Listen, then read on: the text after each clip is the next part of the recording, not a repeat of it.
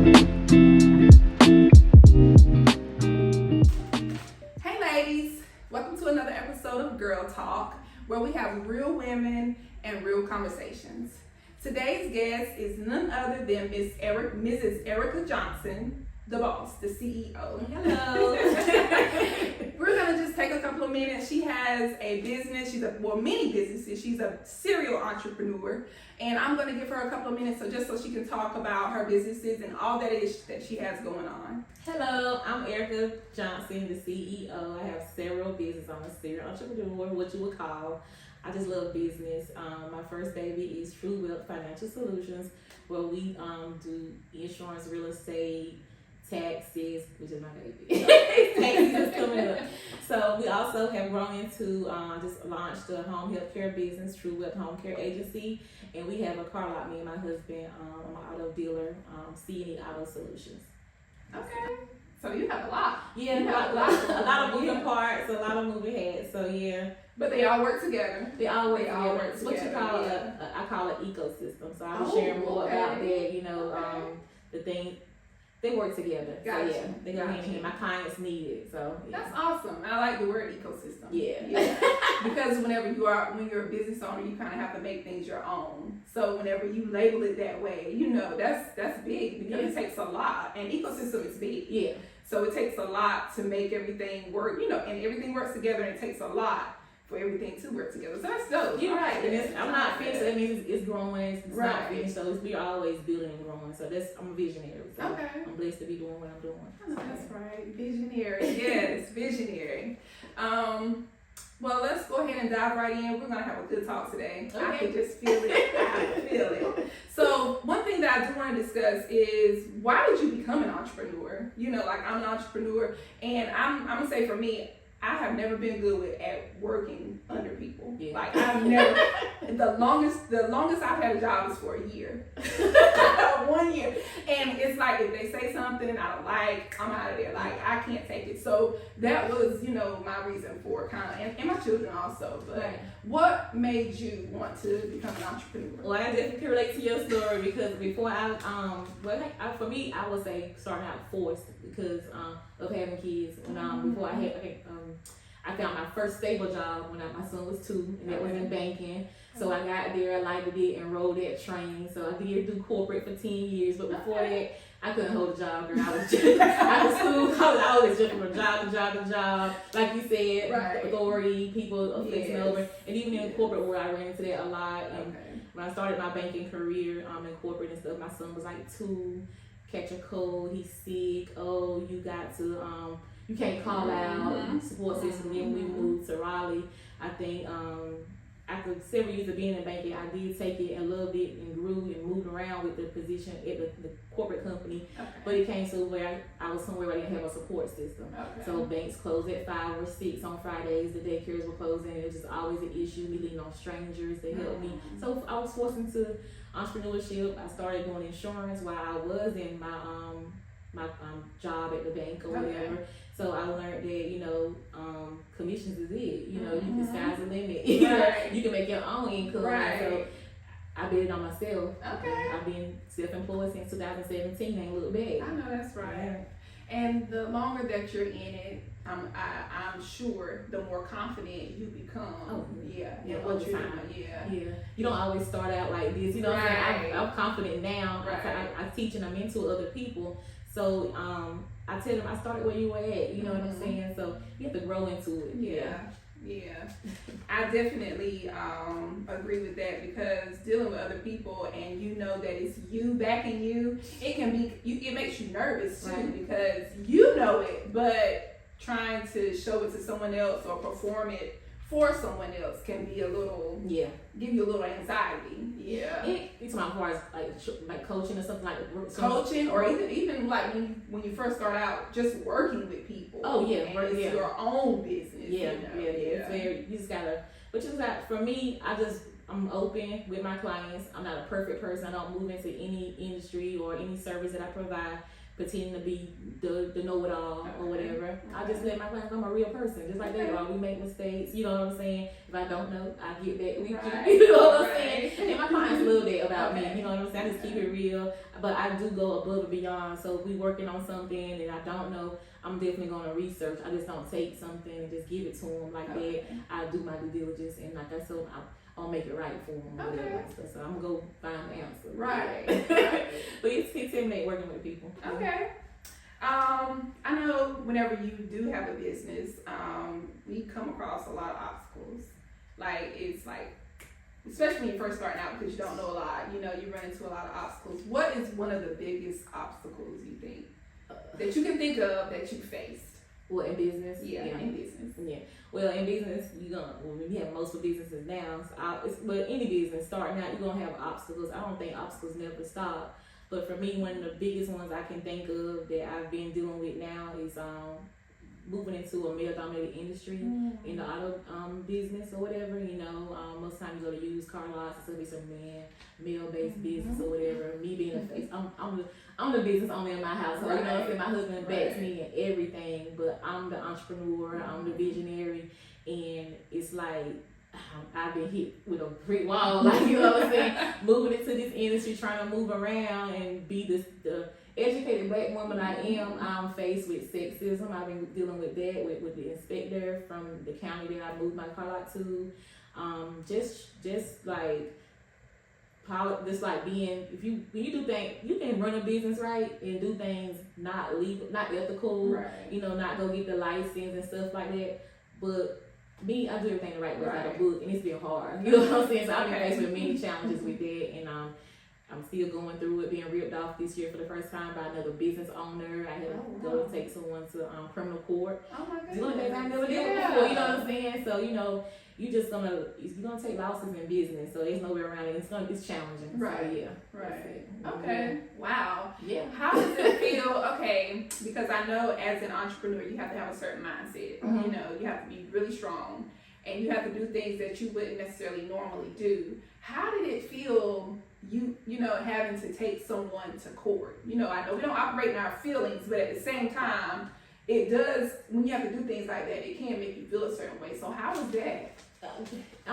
For me, I have grown not to be such a confrontational person over time. So like for me, having to take somebody to court at this stage of my life, it was like, dang, but you really disrespected me. You took our money. You said it's my family. I think about my kids, myself, knowing that the people don't do. I've grown. People don't do things. Well, some people do things intentionally. I'm not gonna just sugarcoat it. People rip people off, but this person has been known to rip people off several times and things like that.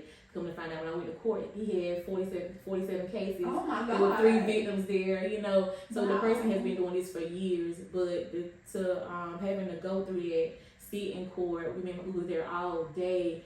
I didn't even want to go. I actually did it. I was so mad when I did take the charges out or whatever because of what we went through to even. He had our cars, and it was a person that was working on our cars and stuff.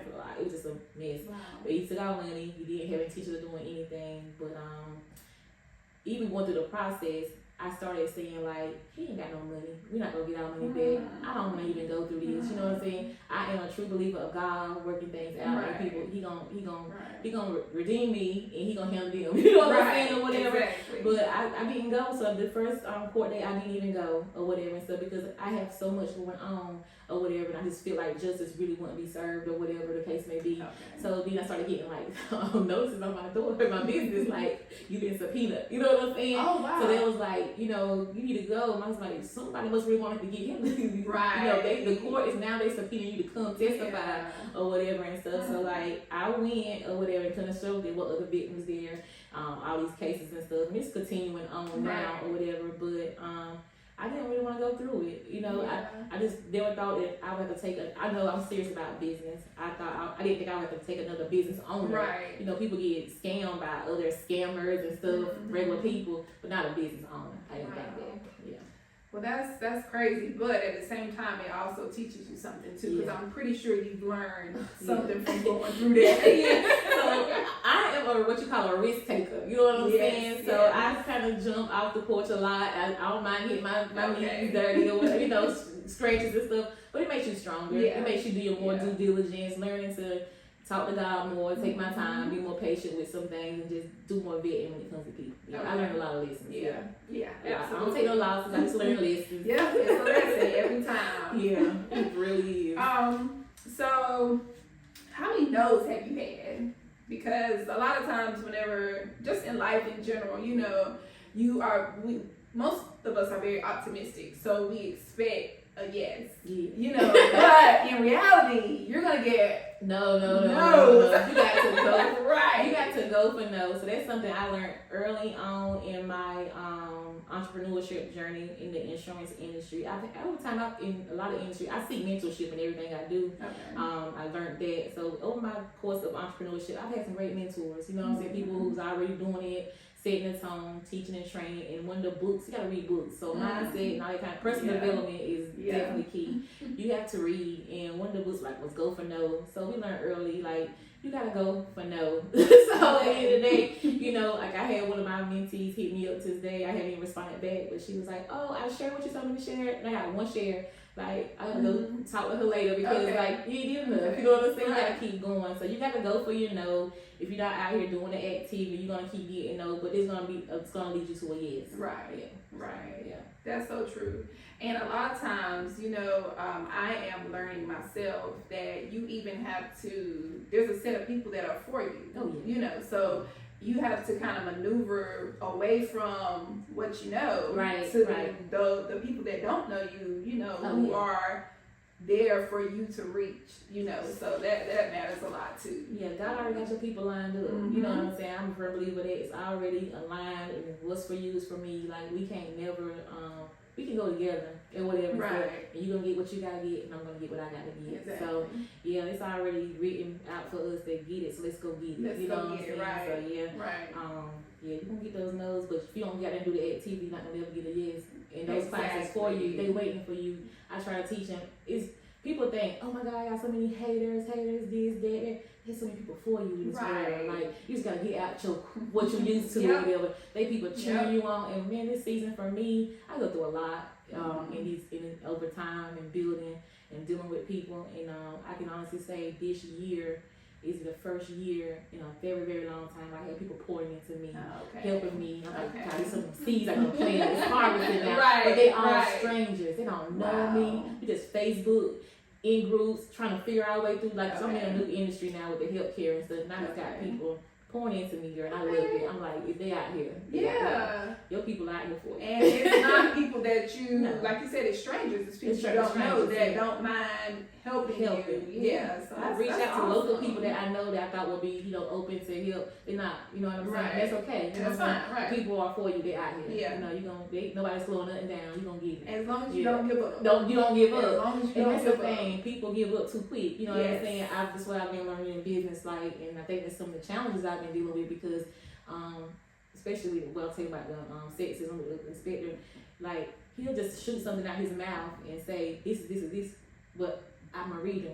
I'm gonna go back and I didn't read it, and that's not the law. It's not that. And I think that's where the controversy kind of comes in because when you don't just take something and roll over with it, you got to keep going. I put too much in this. This is my hard-earned money. You know what I'm saying? I'm not going to shit down because you say this. Right. Because you don't want to do your job today.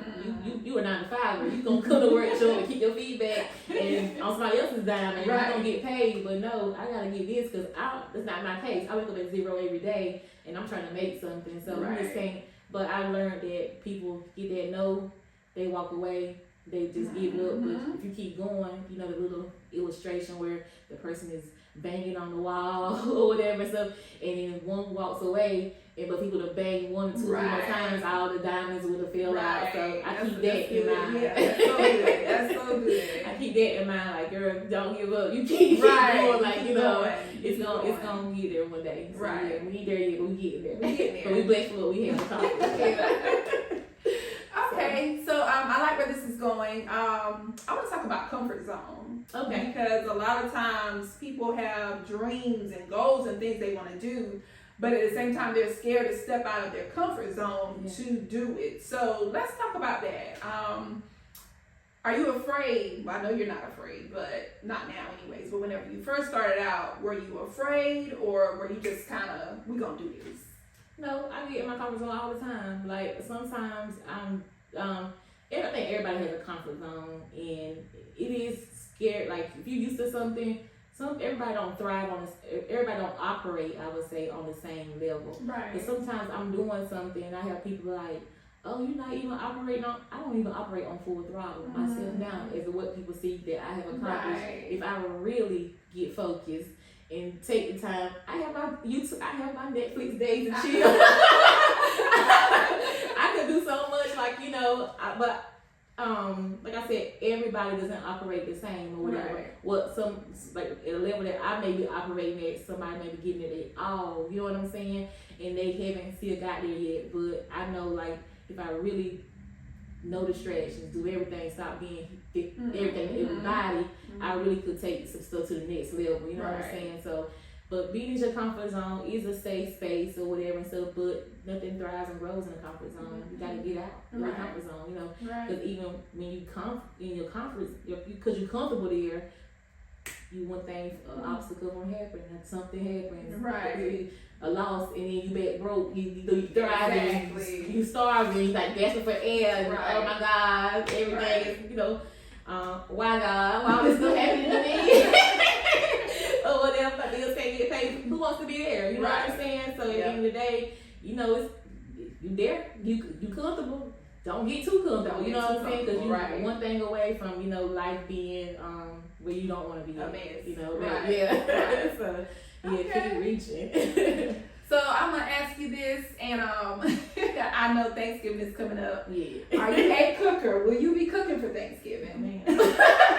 I do cook now because I do have a family and stuff like that or whatever. But if you had to ask my son, he's like, oh, I'm going to my homeboy house. So I'm not I was not blessed with those kind of skills. I don't even enjoy cooking. Oh wow! I have to do it because I have to. You know what I'm saying? Right. But I don't really. I thought over time I would start enjoying it, but I don't. Some things it's just not me, you know. And that's why you can get someone else to do it, or you go have your family. Right. So I'm bringing a dish to my family. I ain't bringing a dish. I'm bringing sodas. You know what I'm saying?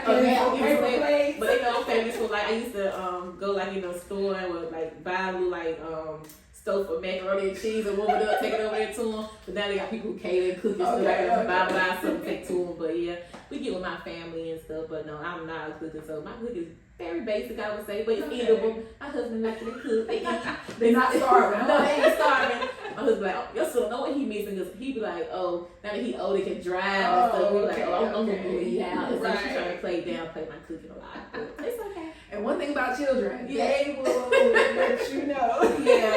Yeah.